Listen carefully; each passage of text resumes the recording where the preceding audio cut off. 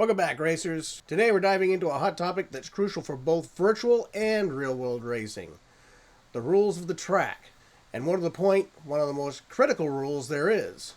This all-important rule is either not known to sim racers or is being ignored.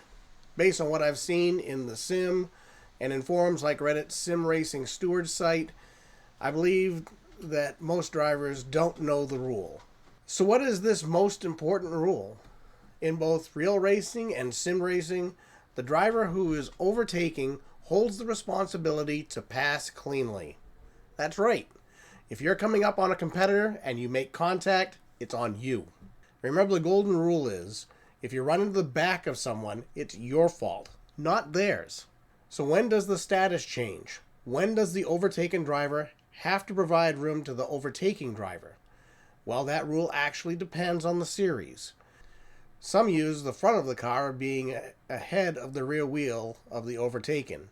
Others state that the front axle of the overtaking car has to be beyond the driver's cockpit area. That would be the windshield post or in front of the driver's helmet position.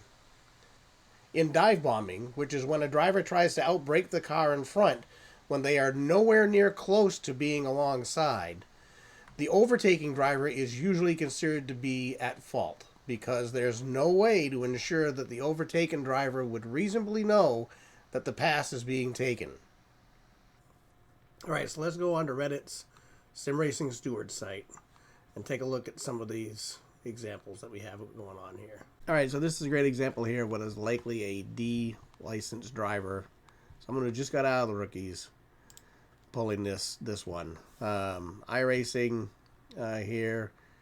You can see coming up, guy dive bombs this guy, and while he or she is, if you look at just the one screenshot, it looks like, okay, yeah, he or she probably has enough or is far enough up to make a pass.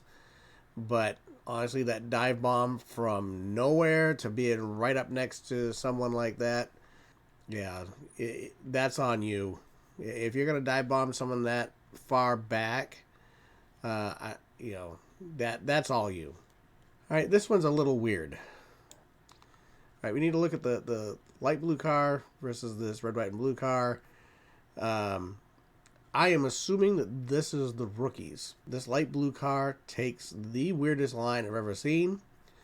Way shallow, way too early, outside of where the mirrors are on this red, white, and blue car.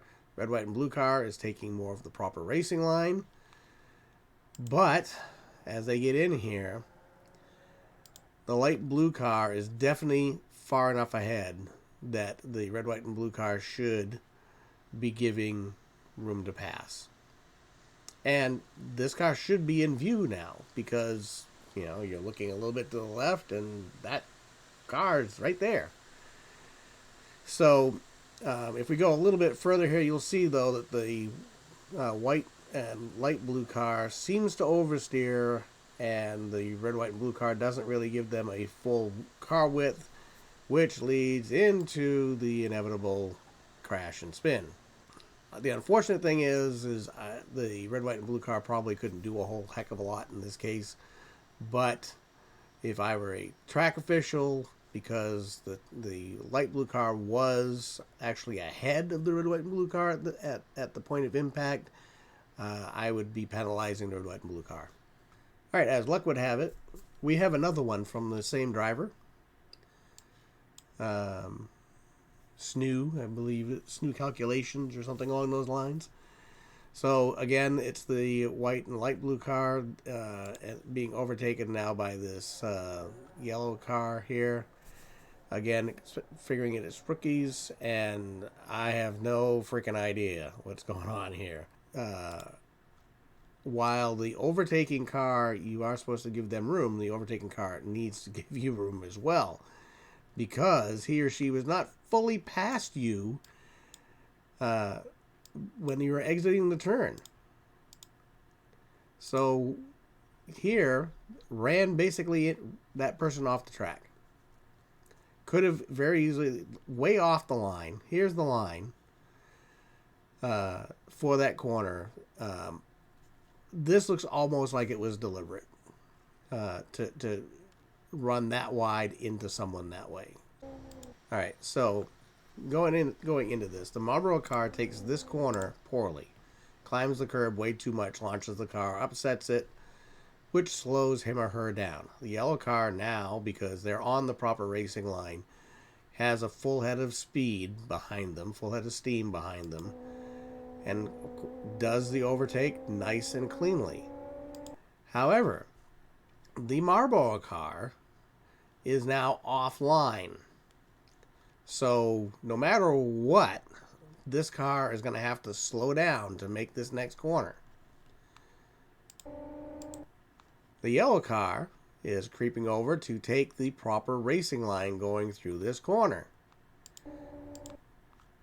which, you know, is the case. So now because this car is clearly ahead, this is the Marlboro car is now the overtaking car, but is nowhere near where they should be in order to make a pass. There's no way this pass is going to happen. And they basically drive up and into the side of this car. This is a dive bomb, nowhere near close enough to make the pass. All on you, Marlboro car, not the yellow car. This is an interesting one. So the purple car is blaming the black car for this incident. So the black car is well ahead, little bit offline, comes up.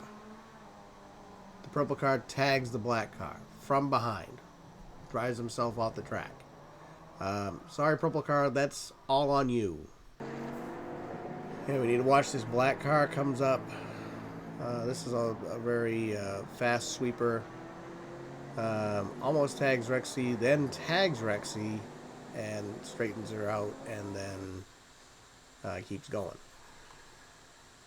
This is all the black car. While if you look here, that's a little bit tight on the line. The black car is actually not on the racing line in this case, and is in nowhere near the correct position to pass.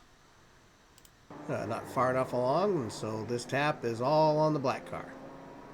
Did you find this helpful? Smash that like button, subscribe for more racing tips, and let me know in the comments your thoughts on overtaking rules. Until next time, keep your foot on the gas and your mind in the race.